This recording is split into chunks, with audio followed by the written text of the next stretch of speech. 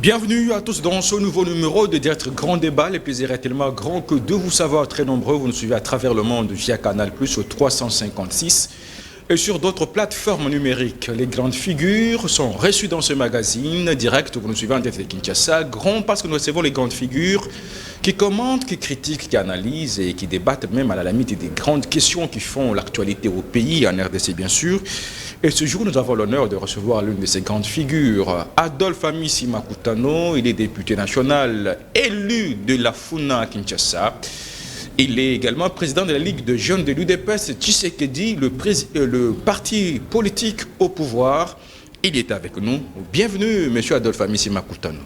Merci beaucoup, monsieur Joseph, de pouvoir m'inviter à votre émission. Mais je voulais aussi profiter de cette occasion pour présenter mes excuses. Parfois, vous avez annoncé à nos téléspectateurs que je devrais passer, mais malheureusement, il y a eu d'autres tâches qui m'ont pris les temps et donc ça ne m'a pas permis de pouvoir passer.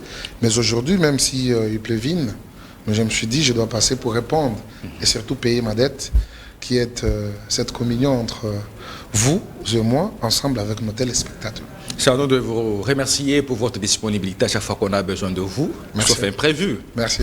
En tout cas, votre disponibilité a été toujours au service de la nation. Merci.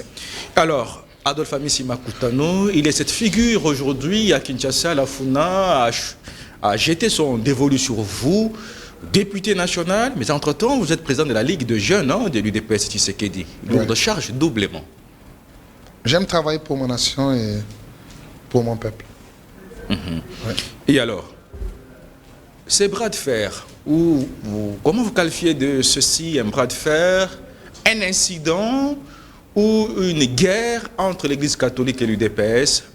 Le cardinal Mosengo a empêché d'accéder au salon VIP de l'aéroport international de Ndjili. Je n'ai pas aucune considération par rapport à ça, mais à ce que je sache, ce que dit la Bible et surtout la parole de Dieu, nous devons d'abord chercher le royaume des cieux. Le reste, c'est après. Et en étant un homme de la parole, quelqu'un qui prêche la parole, je crois que l'humilité précède tout. Ce n'est pas le salon qui fera de vous un super homme, non? Donc ça, c'est un faux débat. Je crois qu'il faut laisser à des personnes qui veulent toujours à polémiquer. Mais moi, je pense, là où il s'était installé l'autre jour, il y avait la chaise et il a embarqué dans son avion, il est parti et c'est ça l'essentiel. Un homme dédié ne peut que se soucier de comment voir les gens transformer leur cœur en s'adonnant à Jésus-Christ et comment nous pouvons avoir l'amour vis-à-vis des uns et des autres. Et troisièmement, prêcher, je crois, l'unité, l'amour entre le peuple. Mais le contraire de ça, on reste mondain. Si aujourd'hui on veut brandir sur ce plateau la problématique d'un salon VIP, et donc on ne sait pas servir Dieu, on est à autre chose. Oui, et là, je suis perdu. Vous êtes perdu. Je vous écarte de cette perdition. Bien sûr. Mais est-ce qu'il n'y avait pas moyen de régler ça autrement? Ou bien carrément de faire semblant au-delà de sa déclaration sur l'Est, sur les gâteaux qui devaient être partagés, sur la gestion des ambitions, sur les frustrations, que d'y aller par l'intolérance? Non, chacun a ses motivations dans ses dires. Vous comprenez? Vous m'avez posé la question sur la problématique du salon. Moi, je vous ai dit que c'est un faux débat. Un homme de Dieu ne peut pas s'accrocher sur les biens matériels. Ce sont les histoires du monde, les salons. Donc, il est aussi dans l'exhibitionnisme. Et là, c'est pas normal.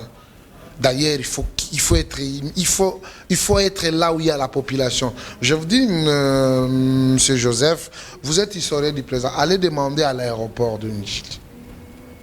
Moi, je m'aligne toujours là où il y a tout le monde. Je peux aller au salon, on fait des démarches pour moi. Je le fais moi-même. Et je suis la procédure normale comme tout le monde. Mais en voulant s'écarter de ça, donc, vous voulez avoir une autre considération. Mais pour un homme de Dieu, à la trempe du cardinal, ne peut pas faire un problème concernant les salons VIP. C'est quoi les salons VIP? Est-ce qu'au salon VIP, c'est là où il y a la résidence de Dieu? Non. C'est les salons de tous les gens qui veulent qu'ils soient considérés la population normale, mais les extras. Et lui aussi, il est classé dans ça. C'est pourquoi je vous ai dit que non, c'est un faux fuyant.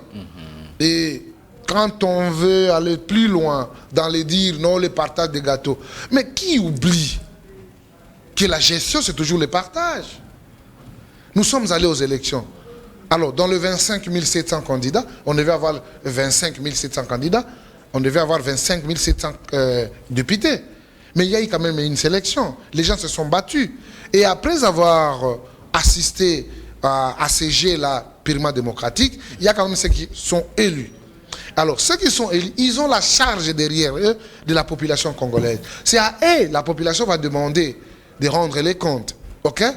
Et par l'élégance, il faut comprendre qu'ils ont la charge, il faut leur laisser la possibilité d'orienter les choses vers ce que veut le peuple. Alors, si tout le monde qui veut s'inviter dans les débats, et là, je ne sais pas comment, qui va répondre maintenant devant la population? Ce n'est pas la discrimination, mais les gens doivent être cohérents d'eux-mêmes, de comprendre qu'aujourd'hui, il y a Félix Tshisekedi qui porte l'aspiration de plus de 73% des Congolais. Qui attendent de lui? Et en étant candidat de sa propre succession, il y a eu quand même des problèmes qu'il a eu à faire à la population, et cette population attend. C'est pourquoi vous comprenez que ces derniers temps, la population est devenue trop exigeante. Parce qu'il y a quelqu'un qui a été élu, ils l'ont accompagné jusqu'à la victoire, et cette personne a eu quand même les députés qui sont derrière lui, et donc ces gens-là doivent orienter leurs actions par rapport à la volonté de la population. Et alors, parce que vous y êtes, parce que vous estimez qu'il a été élu, il a porté la charge de la population, c'est ce qu'il dit, à plus ou moins 73%. Hein. Ouais. Et aujourd'hui, que dites-vous des nouvelles consultations?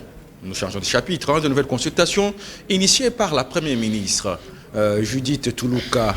Est-ce que c'est dire que l'informateur n'aura pas bien fait son travail? Non, ce n'est pas du tout que l'informateur... Donc, c'est ce que j'ai dit toujours, les néonatologues, souvent les gens me rappellent de ça. Il faut laisser les choses évoluer comme elles sont. Okay? L'informateur avait une mission précise. La mission de l'informateur était d'identifier la majorité au sein du Parlement. C'est ce qui a été fait. Il a reçu les regroupements et les restes. Et on lui a donné la deuxième mission. C'était de donner le porteur. Le porteur robot est là, donc la monture du gouvernement est là. Mais bien entendu, en tant que Premier ministre, je crois qu'elle doit être en contact avec les gens qui vont l'envoyer quand même, les délégués. Parce que les délégués seront envoyés par les regroupements et les partis politiques. C'est le péché.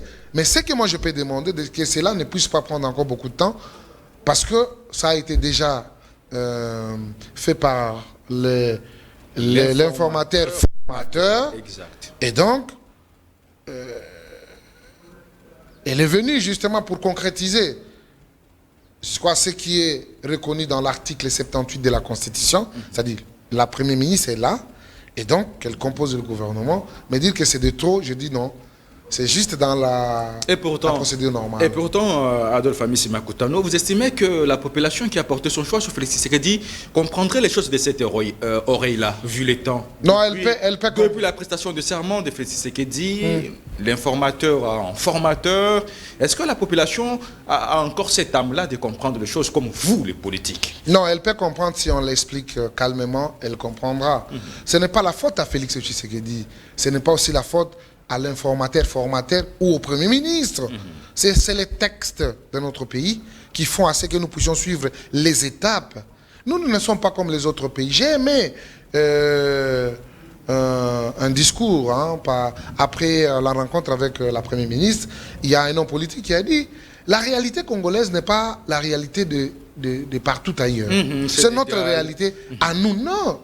Le Sénégal a un régime présidentiel. Vous comprenez? Aussitôt élu, vous pouvez prendre des décisions. Ce n'est pas ici chez nous. Ici, on a alourdi la chose. La procédure. Est-ce que c'est ça qui vous pousse tout de suite à un changement de la Constitution? À une modification ou un changement de la Constitution? Il n'y a pas un point inscrit à l'ordre du jour dans ce sens. Et je vous dis, il nous revient, nous, de réfléchir. Si on veut maintenir, on va maintenir. C'est notre pays. Il n'y a pas de problème. Parce qu'on doit aussi évoluer. Au regard de réalité, M. Amissi Makutano. On regarde la réalité. Est-ce qu'on peut songer aujourd'hui à une révision ou à un changement de la Constitution? Mais je crois que la population, elle est là pour constater. Comme elle est impatiente aujourd'hui de voir que nos choses traînent, elle peut dire non, voilà, cette procédure n'est pas bonne, on peut la changer. Parce que depuis que nous avons eu la Constitution jusqu'à aujourd'hui, on n'a pas eu le temps encore de pouvoir voir qu'est-ce qui marche, qu'est-ce qui cadre encore avec nos réalités. Je crois qu'il est important en tant que peuple de mettre nos intelligences pour voir qu'est-ce qui cadre avec nos réalités, qu'est-ce qui cadre avec notre entourage pour que nous puissions maintenir et ce qu'il faut élaguer et ce qu'il faut maintenir. Donc, tout ça, ça donne de matière à réflexion et nous sommes là pour réfléchir pour le devenir de notre pays. Adolphe Amissi Makutano, je rappelle à ceux-là qui viennent de se joindre à nous, je rappelle que vous êtes élu de la FUNA, député national, et vous êtes président de la Ligue des jeunes de l'UDPS Tshisekedi, le parti au pouvoir. Ouais. Et alors, aujourd'hui, est-ce qu'il y a un problème de gestion des ambitions au sein de l'Union sacrée, depuis la tenue des élections législatives provinciales? Bon, la gestion des ambitions... Jusqu'à la composition du gouvernement, apparemment, ça pose problème. Non, ça posera toujours des problèmes. Ça posera toujours des problèmes. Nous sommes en train tous d'assister. Parce que d'ici là, il y aura l'organisation des élections à tous les niveaux, au niveau du bureau de l'Assemblée nationale. Et ce sont les voix qui s'élèvent. Coup de chapeau à Augustin Kabouya, le secrétaire général de l'UDPS, qui a compris que le salut du peuple, c'est la loi suprême. Ce n'est pas le poste. Ça veut dire? Ça veut dire, je suis en train de louer la sagesse. Il a fait marche arrière. Non, il était devant lui-même, devant sa conscience, et de comprendre l'enjeu qu'il y a devant. C'était important qu'il puisse se rebiffer, et pour moi, je le félicite. Ça veut dire, lui qui avait annoncé tambour battant qu'il était candidat au poste de premier vice-président de l'Assemblée nationale, tout de suite, au cours d'une matinée, il annonce qu'il n'est pas partant. C'est quoi? Le chef de l'État a tiré les oreilles, lui-même s'est vu devant un échec. Quelle motivation? Personnellement, j'ai compris la rationalité de l'homme. Il avait annoncé lors d'une matinée politique, il a renoncé lors d'une matinée politique. Parallélisme ça des formes. Ça revient au même. Le parallélisme des formes. Donc, les ambitions, on peut les exprimer, tout comme on peut les renoncer. Ce qu'il a fait, c'est tout à fait logique et je lui jette le coup de fleur par rapport à ça.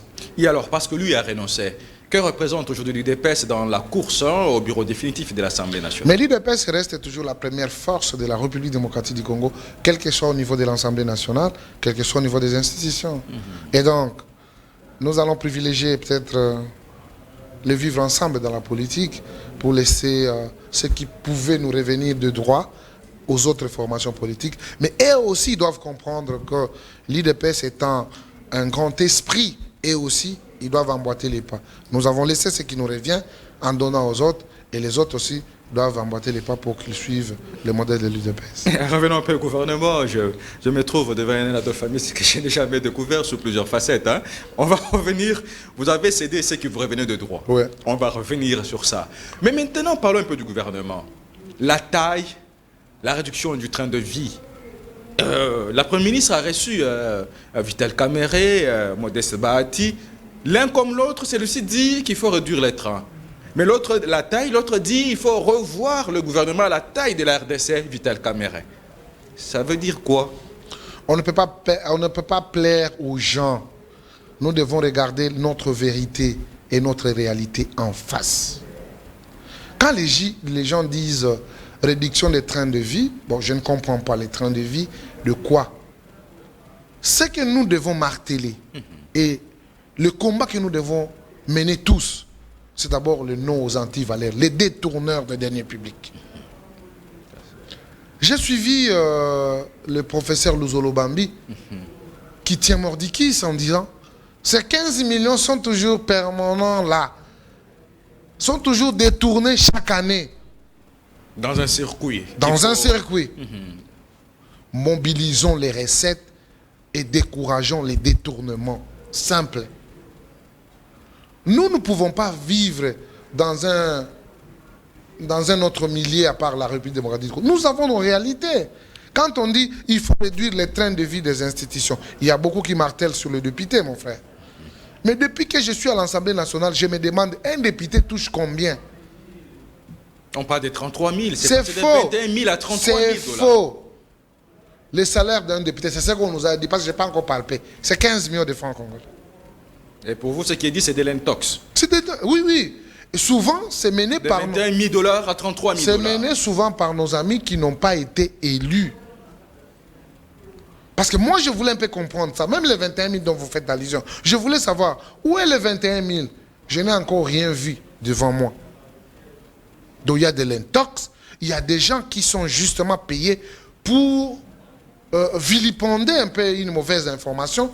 Pas une bonne, je ne sais pas moi comment je peux qualifier, mais c'est attiser le fait là où il plaît peut-être. Et c'est compliqué. Nous devons être rationnels et nous devons être égaux à nous-mêmes.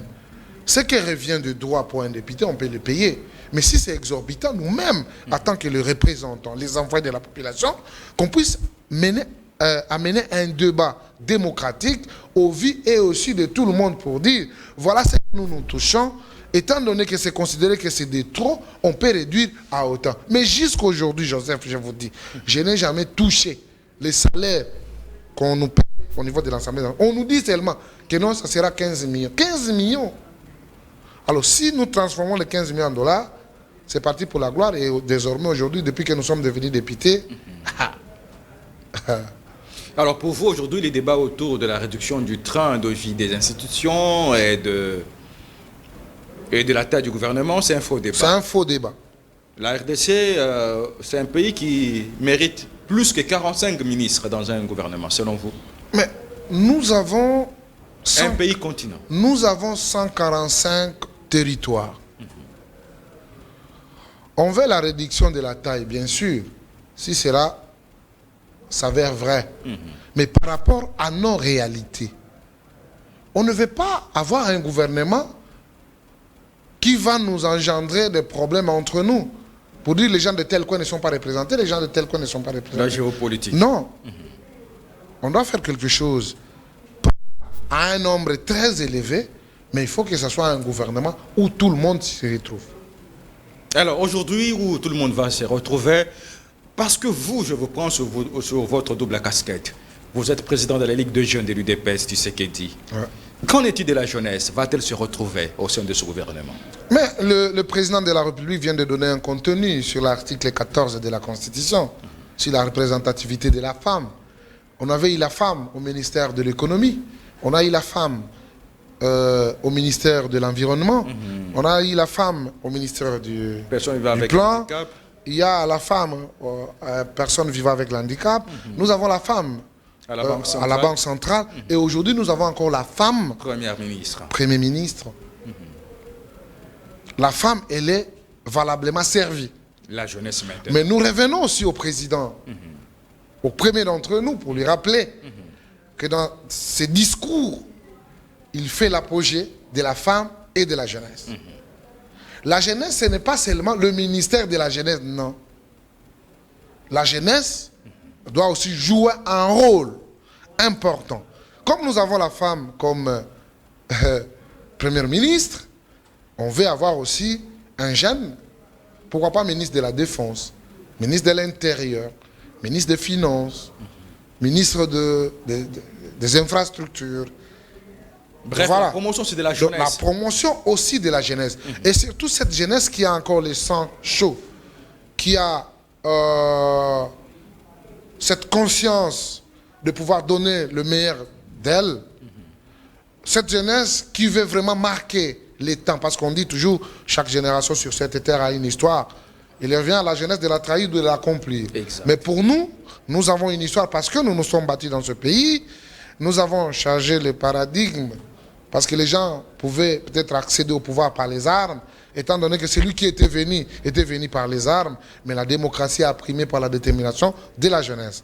Mais aujourd'hui, nous nous remettons à la disposition du commandant suprême des forces armées, qui est le président de leur président, qui est le magistrat suprême, le père de tout le monde, qui ne puisse pas oublier sa jeunesse. Non, mais apparemment, est-ce que ce n'est pas un faux fouillant de votre part? Parce que vous êtes le mieux placé.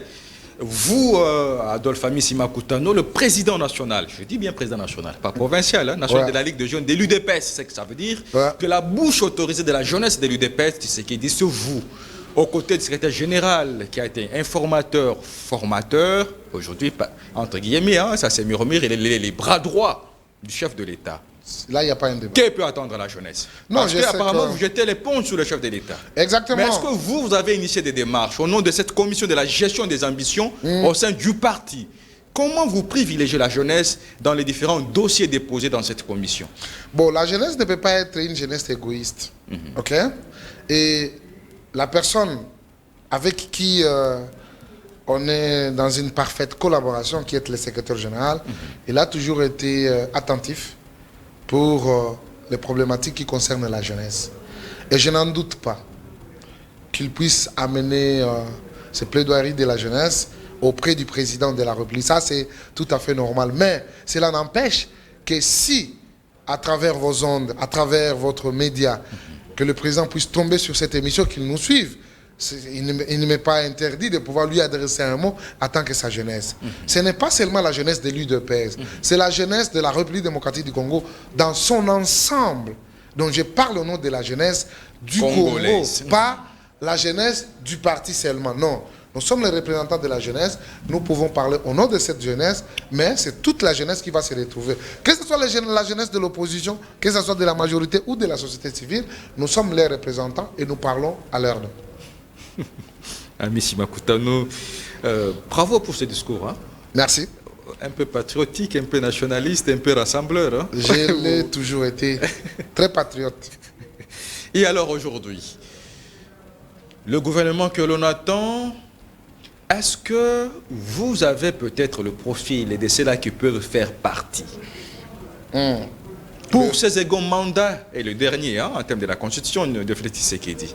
Quels doivent être ces hommes ou ces femmes qui pourront figurer dans ce gouvernement Judith Toulouka? J'aime que le président puisse sortir de l'extraordinaire, parce que ça n'est du tout. Il y a certaines personnes, parce qu'ils ont marqué leur nom dans la sphère politique, ils veulent se maintenir. Et je veux que le président puisse sortir de l'extraordinaire. Il y a les Congolais dignes, sans renommée, qui peuvent faire mieux aussi. Pas seulement le même nom, non. Et surtout la jeunesse qui s'est donnée aux études, qui a des compétences, des capacités, qui sont encore redevables, ils ont encore le sang, l'énergie positive que le président en a besoin. Parce qu'il y a beaucoup de gens aujourd'hui, les politiques, qui sont même en conflit par leur conscience. Ils sont en conflit avec leur conscience. Ils sont chargés. Mais il y a des gens qui ne sont pas encore chargés, qui peuvent donner le meilleur d'eux-mêmes. C'est qu'attend le peuple congolais, le pragmatisme. Ce n'est pas seulement d'être un ministre du bureau climatisé. Vous ne connaissez pas les terrains, vous ne connaissez pas la réalité. Vous, là, c'est toujours signé avec on vous amène des signataires. Là, c'est toujours à poser la signature. Moyennant. Non. On veut des pragmatiques. Parce que la réalité congolaise, circuler à travers la ville, vous comprenez que non, notre ville veut disparaître. Qu'on puisse aller trop vite, que l'Assemblée provinciale puisse installer son bureau définitif, qu'on ait l'élection du gouverneur, qu'on passe vite. Même balayer ici, les gens sont inexistants. Donc tout le monde est parti, il sait que non, je n'ai plus rien à gagner, et donc la ville est sacrifiée. Donc, et ça vous dit quoi? Le portrait... Ça vous dit quoi? Non, c'est une déception. La ville abandonnée. C'est une déception. La capitale. Joseph, c'est depuis longtemps que j'ai dénoncé. C'est une déception. Parce que même au dernier jour de la remise et reprise, on est en fonction. On doit assumer. Exact. Les gens ne sont pas redevables par rapport au pouvoir qui leur avait été donné. Et tellement qu'il n'y a pas de sanctions, on peut faire tout ce qu'on veut. Cette république-là doit disparaître. Ok? Les gens doivent être contraints de pouvoir poser les actes orthodoxes dans le sens de maintenir quand même les léviathans, l'État gendarme. Et je vais voir ça. Vous voulez voir ça. Ouais. Samisi Makutano Adolphe, il est député national, il est de la FUNA à Kinshasa. Vous êtes président de la Ligue de jeunes de l'UDPS Tshisekedi. Ouais. Alors, et cela étant, comment ça s'est laissé relayer tout au long de la semaine qui vient de s'achever que le secrétaire général, Augustin Kabouya, aurait intimidé, si pas menacé, les députés provinciaux de la ville de Kinshasa à l'issue de l'élection du bureau définitif. Il a rappelé les députés provinciaux à respecter les tickets qui ont été présentés. Il se serait même permis d'aller loin, selon certains médias qui ont relayé les discours à Fleuve Congo tel, et que le secrétaire général, l'honorable Augustin Kabouya, aura menacé même certains députés provinciaux de mettre fin à leur carrière politique, à la limite le faire invalider.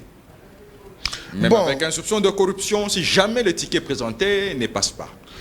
Ce que nous pouvons retenir dans cette communication, dans la salle, on a eu de députés qui se reprochaient de quelque chose. De quoi? De la corruption? Bien sûr. Parce qu'il n'y a pas eu une communication de menace. Moi, j'étais présent. Il n'y a pas eu une communication de menace. C'était juste une communication de rappel d'un père qui parle à ses enfants. Voilà ce que nous avons vécu en 2018. On avait des députés provinciaux, mais on est sorti sans sénateur. Aujourd'hui, vous êtes devant votre réalité. Vous êtes en train d'écrire votre histoire. Vous devez être très regardant, tout en respectant les tickets vous présentés par les partis. Le fait de vous retrouver sur la liste de l'UDPS, vous êtes redevable. Ceux qui vous ont élus, ce sont les combattants de l'UDPS. Nous tous ici, si nous commençons à vanter que nous sommes députés nationaux, à toi-même, tu n'as qu'une seule voix. Exact. Mais pour réaliser le voix que nous avions eu, il fallait qu'il y ait la compétition de tout le monde. C'est à travers nos partis, c'est à travers nos origines. Même si on a tissé d'autres relations, mais la relation principale, c'est l'UDPS. Mais arriver là-bas, qu'il y ait un mot d'ordre et que je puisse m'écarter de ce mot d'ordre, c'est de l'indiscipline. Même pas l'indiscipline. Je vais porter l'opprobre de tous ceux qui ont quitté ce monde à cause de cette lutte. Et par la cohérence, ils devaient rappeler les uns et les autres. Et ils s'adressaient aux députés de l'UDPS pour dire, vous êtes devant votre responsabilité, il faut honorer. Écrire votre histoire. Honorer le président de la République, honorer votre parti, c'est le patrimoine. Monsieur Joseph, il y a parfois certains qui croient que non, j'exagère. Si nous avons un parti politique digne d'être appelé parti politique, et l'héritage de tout un Congolais, c'est l'UDPS. Tous ces partis que nous voyons aujourd'hui renaître par-ci, par-là, tirent leurs origines toujours à l'UDPS. Mais comment nous ne pouvons pas comprendre la grandeur que nous portons, justement en ayant la casquette de l'UDPS? C'était juste une interpellation. Mais s'il y avait des députés mal intentionnés qui veulent qui veulent recevoir des pots de vin à des gens qui veulent devenir des gouverneurs sans députés, sénateurs sans députés, nous, l'UDPS, nous sommes dit que nous serons des avant-gardistes et le jour du vote, nous serons là. Nous devons observer. Si on va échouer, qu'on échoue avec nos 14 voix. Mais être là, mais c'est aussi l'expression démocratique. Nous serons là. Nous allons accompagner nos élus, nous les aimons tant. On veut avoir un gouverneur de l'UDPS qui doit montrer la différence entre ceux qui ont été et ceux qui y a. Et il doit relever les défis. Voilà comment la ville est abandonnée. Ce n'est pas de la dictature? C'est pas en imposant un ticket? Non, ce n'est pas la dictature, c'est l'ordre. Ce n'est pas en imposant. Il y a eu quand même une sélection et on a choisi un. C'est comme on était 25 700, nous sommes restés 477. Donc voilà, ce n'est pas la dictature.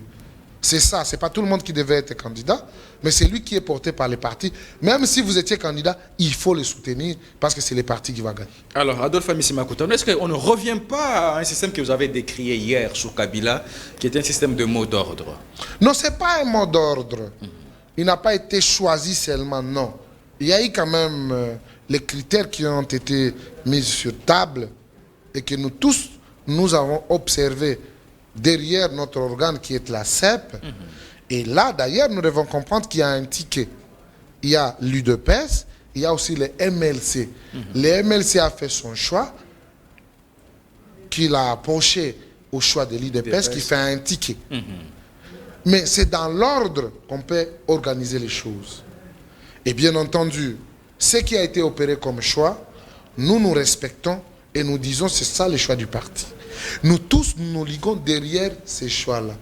Mais dire que c'est la dictature, non, ce n'est pas ainsi dit les chefs. C'est ainsi dit la volonté après la sélection. Et voilà, aujourd'hui nous avons un candidat. C'est un débat déjà dépassé. Mais alors... Et nous devons regarder vers l'avenir comment nous allons avoir la ville-province de Kinshasa avec le ticket de l'IDPS qui est Daniel Bumba, un garçon très intelligent que j'apprécie, calme. Et je crois qu'il va surprendre le monde parce que cette ville sera comptée parmi les meilleures villes, parfois les plus propres de l'Afrique. Et comment va Jean-Tini Ngobilambaka, un allié de l'Union sacrée? Ancien gouverneur. Il est encore en fonction. Ah non, il ne s'est fait plus sentir comme gouverneur. Hein. Mais il est allié de l'UDP, allié plutôt de l'Union sacrée. Non, il est membre, il n'est pas allié, il est membre de l'Union sacrée. Mais il est là. Allié de l'UDPS. Il est là, mais je ne sais pas moi, ça il fallait demander quelqu'un de son parti. Moi, et alors, et si jamais Daniel Bumba, parce que vous avez cité le nom, c'est là où je voulais vous amener, si jamais ce ticket perdait, c'est le propre de l'UDPS ou c'est le propre sur le chef de l'État? On va s'incliner, c'est la démocratie, mais je vois que ça fera mal. Parce qu'on est majoritaire. Si on prend l'IDPS et les tickets MLC, vraiment, ils sont déjà au-delà. Nous avons aussi nos mosaïques. Et ça sera très difficile qu'on puisse rater notre coup.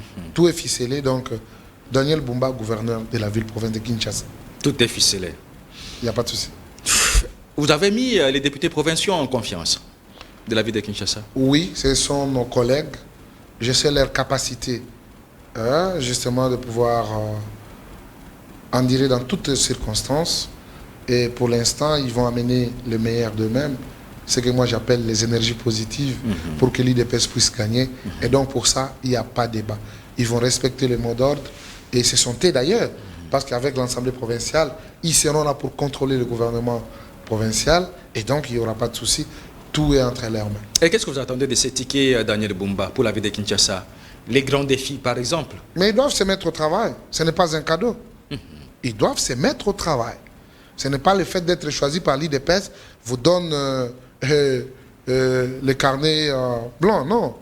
Vous devez démontrer de quoi vous êtes capable. Et n'oubliez pas que l'IDPS est trop exigeante. Et par là, soyez joyeux. Mais nous pensons que nous allons les accompagner à la victoire. Mais cette victoire doit être couronnée par le peuple d'abord. C'est-à-dire, il doit travailler sur l'insécurité. Il doit travailler sur les infrastructures. Les infrastructures, bien entendu, la politique générale de la province. Et cela doit être visible par des explications. Comme il ne parle pas, on doit le constater par les actes. Il ne parle pas. Non, il ne parle pas beaucoup. Il n'est pas un parleur. Mais des fois, le pouvoir corrompt, hein, on risque de le il risque de le surprendre en devenant une grande gueule. Hein. Non, bien entendu, s'il a une grande gueule dans des réalisations, on va l'applaudir. Et c'est ce qu'on veut d'ailleurs. Alors, Adolphe Amissimakuta, nous revenons-en. Vous avez dit que vous avez cédé certains de vos privilèges à l'Assemblée nationale. Revenons-en un peu. L'UDPS taxé de gourmand, parti politique gourmand de l'Union sacrée. C'est pas possible. Vous avez la présidence de la République. Vous avez la primature. Vous voulez avoir la vie de Kinshasa? Qu'en est-il de la présidence de l'Assemblée nationale et du Sénat? Non, quand vous parlez que l'IDPS elle est gourmande, parfois je suis perdu. Ce sont vos alliés qui vous taxent ainsi? Non, ce sont les alliés animés de mauvaise foi. Vous avez la présidente de la République, vous avez la primature. Allons vite, allons vite. L'informateur de l'IDPS. La circonscription du président de la République, c'est l'étendue du territoire national. Il a été élu, le président de la République, on le met. Il n'a pas présenté sa candidature sous les labels de l'UDPS. C'est sous les labels de l'Union sacrée. Il était indépendant. Donc, pour ces débats, enlever l'UDPS. On met de côté. Nous revenons. La primature. La primature, le Premier ministre sort au sein de la majorité parlementaire. Quel est ce parti qui est majoritaire au niveau du Parlement? C'est l'UDPS. Encore là. Nous avons raison ou nous avons tort? Encore là. L'UDPS a été indexé d'avoir raflé le plus grand nombre de députés nationaux, entre guillemets, avec certaines manœuvres, pas catholiques. Je dois rappeler à nos amis que l'UDPS n'est pas un parti de la politique sale. Vous étiez avec moi à la Funa, mon frère, quand on vous brandit à Miss député national. Bravo à vous. Merci beaucoup. Oui, vous êtes. Il n'y a pas de débat. Et c'est la même chose, mutatis mutandis, pour les autres. À l'intérieur plutôt. Nous sommes... À l'intérieur du pays plutôt. Si on n'a pas, il y a à boire et à manger. Si on n'a pas pu tripatuer ici, à Kinshasa, est-ce qu'on pouvait le faire au village? Non. C'est en âme et conscience, nous avons mérité nos élus. Ce sont les valables élus de la population congolaise. Et ils sont conscients de ça. Pour ces faits, il est important que nous puissions applaudir quand même pour l'UDPS. Du fait que le Premier ministre doit sortir de la majorité, nous avons notre Premier ministre. Ça revient au même au Parlement. Le poste du président du Parlement revient de droit à l'UDPS. Mais par l'élégance, par l'amour et surtout par le fait de vivre ensemble, l'UDPS a laissé pour les autres des concessions. Oui. Autant pour le Sénat. Oui, nous nous sommes rabaissés. Nous nous sommes rabaissés pour l'Assemblée nationale. C'est là où nous sommes à la vice-présidence de l'Assemblée nationale.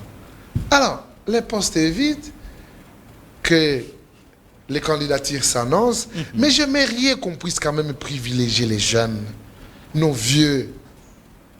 Ils doivent faire la promotion de la jeunesse. Ça veut dire que comme la bataille devient rude, tantôt c'est Kamere, tantôt c'est Mbosso, les deux ne reviendront pas. Oh, tantôt c'est Bahati. Tantôt c'est Bahati, ça veut dire selon vous, les trois ne reviendront pas. Non, dans votre logique. Non, les ambitions sont tout à fait légitimes. Si ce sont eux qui sont les candidats, donc on aura un parmi eux. Mais j'ai plaidé justement pour la problématique de la jeunesse. Et au Sénat? On n'a pas encore de sénateurs. Et dès que ça sera le moment, on doit aussi plaider. Franchement, c'est une autre facette que je découvre ce jour. Hein. Et alors, la gestion des alliés. C'est Vital Kamere, c'est Mbosso, c'est Jean-Pierre Bemba, c'est Modeste Bahati. Ça va finir où? Comment vous gérez vos alliés au sein de l'Union sacrée? Est-ce qu'on peut s'attendre à encore de plus de frustration après la sortie du gouvernement, après l'installation du bureau définitif de l'Assemblée nationale? Il y aura des frustrations. Il y en aura. Et des départs de l'Union sacrée? Bon, pas les départs, parce que comme vous le savez, nous avons 5 ans du mandat. Ces départs seront peut-être constatés. Et aujourd'hui, ce n'est pas 5 ans, aujourd'hui c'est à 4 ans et quelques mois. Fin 2026, début 2027, on va constater quand même le départ des gens. Ça, c'est inévitable. Inévitable. Mais je voulais un peu attirer l'attention de nos autorités. De comprendre que ce qui se passe avec des candidatures de trop, il lègue quoi à nous qui les suivons? Parce qu'on devait vivre une discipline. On constate une discipline, pas une candidature de trop, hein, mais c'est toutes ces choses-là que nous voyons au niveau du présidium de l'Union sacrée. Et tous revenir aux affaires. Veulent batailler sur un seul poste. Quelque part, ça me donne des matière à réflexion. Comment ça? Et quand il y a ces concours, je vous dis, entre les chevronnés, il y a parfois, entre les vieux loups. Il y a parfois les armes non conventionnelles qui sont utilisées. Ok? Ça peut créer même des antécédents entre relations. Et bien entendu, nous sommes dans une famille politique du président de la République que nous dénommons l'Union sacrée, qui est des gens qui ne s'attendent pas, qui se tuent dessus, qui se font des coups bas pour atteindre des objectifs. Je crois que cette manière de faire les choses, je retiendrai qu'ils ne vont rien léguer à la génération qui les suit. Il n'y a rien. Alors, Adolphe, mais que le meilleur gagne. On voulait vivre quand même la discipline. Ouais, on voulait vivre la discipline, qu'il y a un vice-président, il y a un président présenté, dont l'étiquette de l'Union sacrée présentée. Je crois que ça sera quelque chose de bien. Bon, ce n'est pas encore tard, on n'est pas encore arrivé. Espérons qu'ils vont se mettre d'accord. Ils vont quand même se retrouver pour dire, nous devons léguer quelque chose de très important. Parce que l'Union sacrée, ce n'est pas leur idée. L'union sacrée, c'est pour le président de la République. Et nous voyons comment le président est conciliant. Comment le président est en train de servir chacun d'eux. Comment le président est en train de rassembler. Il veut que nous tous nous puissions parler le même langage. Mais arriver à ses collaborateurs, ce n'est pas cette complicité qu'il y a dans le chef du président que nous retrouvons dans eux. Nous ne retrouvons que la division, la haine, l'ambition de trop, vouloir tout prendre. Et là, ils ne vont pas aider le président de la République. Nous qui sommes ces généraux fidèles, nous allons tirer toutes les conséquences possibles pour maintenir toujours cette volonté du président de la République de voir les Congolais parler le même langage et surtout décider en âme et conscience et surtout dans une rationalité qui ne dit pas son nom pour l'intérêt supérieur de notre nation. Monsieur Adolphe Amissi Makutano, merci d'avoir répondu à l'invitation de ce magazine Direct Grand Débat. Je vous remercierai toujours et je dirais à notre peuple qui nous suit et qui vont nous suivre peut-être plus tard qu'à chaque fois que le besoin va se présenter, ne tardez pas à m'inviter, je serai là pour répondre et surtout pour communier ensemble avec ceux qui n'auront pas le temps de me voir en face, même à la télé, ils peuvent contribuer. En étant humain, les imperfections ne manquent jamais. Toujours de vous, ils peuvent transmettre ce qu'ils n'aiment pas trop de moi et ce qu'ils aiment et ce qu'ils veulent que je puisse faire de plus. Je serai là à leur écoute. Je tiens à vous remercier pour l'invitation. C'est nous qui vous remercions pour votre disponibilité et à ce langage d'humble qui n'est pas donné à tout homme politique.